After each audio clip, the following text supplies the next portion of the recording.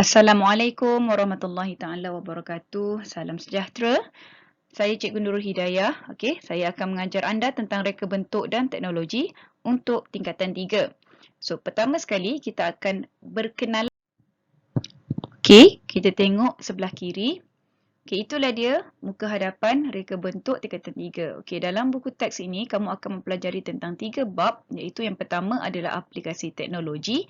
Yang mana dalam aplikasi teknologi ini kamu akan belajar tentang reka bentuk mekatronik. Reka bentuk mekatronik. Okey, ini yang kita akan ulang kaji. Ini yang kita akan mempelajari hari ini. Kita akan pelajari hari ini. So, bab yang kedua dalam buku ini adalah tentang pembangunan produk. So, dalam pembangunan produk, apa dia yang kamu pelajari iaitu tentang penghasilan produk. Dan bab yang ketiga adalah reka bentuk dalam perniagaan. Okey, reka bentuk dalam perniagaan, bab ketiga ini kamu akan belajar tentang reka bentuk itu adalah sebagai instrumen kepada sebuah perniagaan. Tapi jangan fikir dulu, kita fokus kepada reka bentuk mekatronik dahulu. Okey, kita pergi kepada menyatakan maksud reka bentuk mekatronik. Untuk pengetahuan semua, mekatronik ini terdiri daripada 4 elemen, iaitu reka bentuk mekanikal yang telah kamu belajar di tingkatan 2, reka bentuk elektrik, reka bentuk elektronik serta sistem kawalan dan pengatur caraan. Ini adalah 4 elemen yang perlu ada barulah dikatakan sebagai reka bentuk mekatronik. Okey. Reka bentuk mekatronik ini yang mengandungi 4 elemen ini diperkenalkan oleh Tetsuro Mori pada tahun 1969. Siapa beliau ini? Beliau ini adalah seorang jurutera kanan syarikat di Jepun. Okey, beliau mendefinisikan bahawa mekatronik sebagai aplikasi elektronik dan teknologi komputer untuk mengawal pergerakan sistem mekanikal suatu produk. Itu adalah yang dikatakan oleh Tetsuro Mori. Okey. Tapi maksud reka bentuk mekatronik juga adalah reka bentuk produk atau sistem yang menggabungkan disiplin ilmu.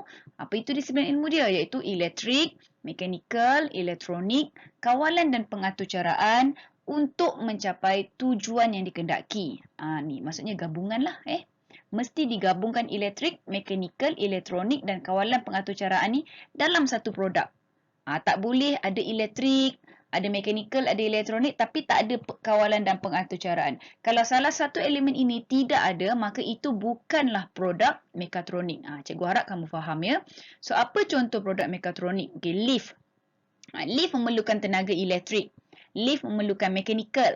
Okay, lift memerlukan elektronik serta kawalan dan pengatur caraan. Awak tekan je tingkat 3, lift bergerak dan dia akan berhenti sendiri di tingkat 3. Itu kita katakan sebagai kawalan dan pengatur caraan. Selain daripada lift, mesin fotokopi dan juga pagar automatik. Ada yang kita perlukan button sebagai switch, ada yang kita hanya perlukan penderia sahaja sebagai switch. Benda ni kita dah belajar. So tak apa, kita akan ulang lagi nantilah sikit-sikit, step by step bagi kamu ingat. Kita teruskan dengan sejarah perkembangan revolusi industri. Okay, revolusi industri 4.0. Kenapa 4.0? Nanti kamu akan tahu kenapa dia 4.0. So, kita tengok dulu. Revolusi industri 4.0 merupakan kemajuan sistem industri yang berkembang dengan lebih hebat menerusi konsep cyber physical. Maksudnya dia berkembang daripada satu kepada satu kepada satu kepada satu. Apa tu? Nanti awak tengok nanti. So, konsep cyber physical iaitu mengawal dan mengurus operasi industri dengan pakai sistem mekatronik. Mekatronik ni apa? 4 elemen tadi. Okey. Internet benda, data raya, perkomputeran awam dan kecerdasan buatan. So now cikgu nak tunjukkan dekat kamu kenapa dikatakan revolusi industri 4.0.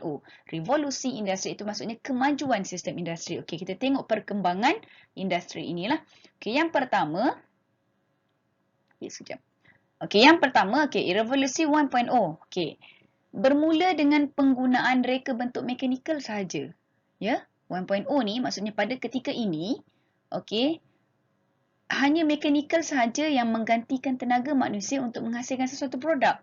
Masa tu tak ada lagi elektrik, tak ada lagi elektronik. Itu yang berlaku pada revolusi 1.0. Okey, kemudian dia berkembang kepada revolusi 2.0 iaitu bermula dengan penemuan tenaga elektrik yang membolehkan produk dihasilkan dengan kuantiti yang lebih besar dan cepat. Maksudnya gabungan ada mekanikal dan ada bantuan elektrik. Okey, itu perkembangan atau revolusi industri 2.0. Kemudian berkembang lagi revolusi industri 3.0 iaitu pada ketika ini bermula dengan penggunaan meluas reka bentuk elektronik.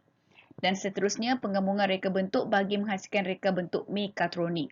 Dan yang terakhir, revolusi 4.0 melibatkan penggabungan reka bentuk mekatronik bersama internet benda, data raya dan perkomputeran awam bagi membentuk sistem pengeluaran pintar. Yang ini kita panggil sebagai konsep cyber physical. So, kamu sebagai pelajar, kamu perlu tahu apa yang berlaku pada revolusi industri 1.0, 2.0, 3.0, 4.0. So, awak kena tahu dan kena ingat lah. So, bila keluar soalan ni, kamu boleh jawab. Okay? Boleh Okay, ini adalah 9 teras revolusi industri 4.0. Ada dalam buku teks, kamu boleh tengok.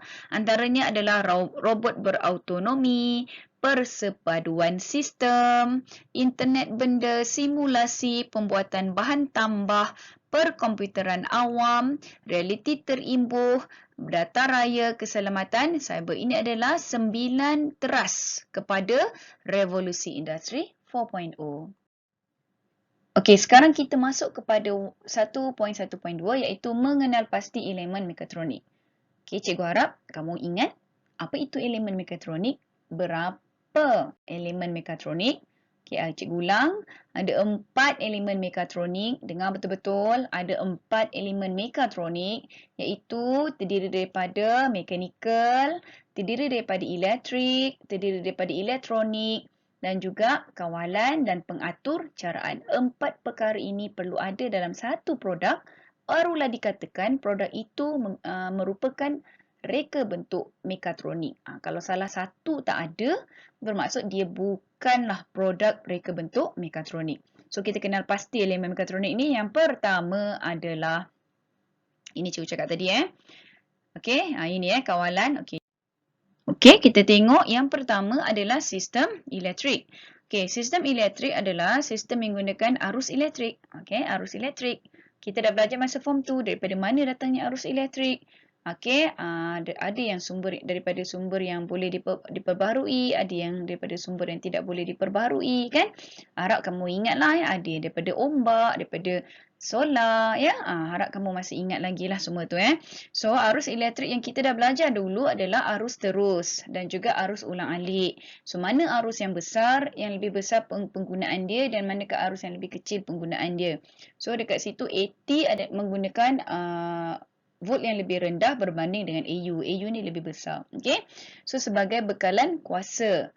Dan juga elektrik adalah membekal arus elektrik bagi membolehkan peranti mekatronik berfungsi mengikut ketetapan. Kalau tak ada elektrik, lift tadi boleh bergerak ke? Tak boleh bergerak. Kalau ada elektrik, boleh ke tadi mesin fotokopi bergerak? Tak boleh bergerak. Tak boleh berfungsi. So, perlu ada sistem elektrik. So, cikgu harap kamu dapat kenal pasti apa itu AT dan apa itu AU. Okay? So, elemen yang kedua adalah sistem mekanikal. Okay, mekanikal adalah gabungan beberapa komponen mekanikal. Beberapa komponen mekanikal, ada berapa komponen mekanikal? Kalau tak salah cikgu ada 11 Gear, ada bindu, ada takal, ada tuas. So, harap cikgu kamu masih ingat. Okay, cikgu ulang balik. Sistem mekanikal adalah gabungan beberapa komponen mekanikal yang berfungsi sebagai sistem penghantar untuk memindahkan suatu sumber gerakan kepada bentuk yang lain. Okay. Contoh tadi apa tadi? Gear, tali sawat. Okay, digunakan oleh pemain DVD untuk membuka dan menutup pemain DVD. Okay, kita pergi kepada elemen yang ketiga iaitu sistem elektronik. Okay, sistem elektronik adalah susunan dan sambungan fizikal komponen elektronik. Senang cerita komponen elektronik lah, susunan komponen elektronik dalam satu litar bagi menjalankan operasi sesuatu sistem. So, apa contoh komponen elektronik? Diode, perintang, papan litar, switch, pendera, transistor dan banyak lagi. Benda ni kita dah belajar. So, ini adalah contoh komponen elektronik yang telah disusun di atas papan. Dia telah disusun di atas papan. Okey, yang ini LED, ini LED, ini kapasitor, ini perintang tetap. So, dan yang penting selain daripada gambar dia, kamu juga perlu tahu dia punya simbol. So, nanti kita akan buat latihan sikit-sikit supaya cikgu nak tengok kamu kenal atau tidak peranti elektronik ni. So, yang terakhir, yang keempat adalah sistem kawalan dan pengatur caraan. Okey, apa dia? Sistem kawalan. Okey, kawalan adalah kaedah kawalan sistem yang digunakan untuk mengurus, mengarah atau mengawal atur tindakan. Ini dia punya perkataan. Mengurus, mengarah atau mengawal atur tindakan. Manakala pengatur caraan pula adalah proses membangunkan atur cara komputer dengan menggunakan bahasa pengatur caraan. Okey, apa itu bahasa pengatur caraan? Nama dia adalah Java, Python, Visual Basic, C++, Scratch, MBlock, R2Block dan juga JavaScript. Yang ini kamu hafallah dia punya nama pengatur caraan ini. Kadang-kadang ditanya. So, dekat situ kita dah belajar apakah elemen mekatronik. Kamu dah belajar definisi mekatronik. Okay, cikgu bagi tahu satu lagi. Apa itu mekatronik? Meka adalah mechanical, tronik dan itu adalah elektronik. Meka, mechanical dan elektronik. Itu diteruskan kepada mekatronik yang menggabungkan 4 elemen iaitu mechanical, elektrik, elektronik dan sistem kawalan dan pengatur caraan. So, tolong ingat lagi sekali revolusi yang telah kamu belajar. Kalau tak faham, ulanglah balik video ni, lepas tu ambillah note. Kemudian, cuba buat latihan yang cikgu bagi. Okey, harap kamu dapat ilmu apa yang telah cikgu share hari ini. So, sekian terima kasih. Kita akan jumpa lagi untuk next pembelajaran. Assalamualaikum dan salam sejahtera.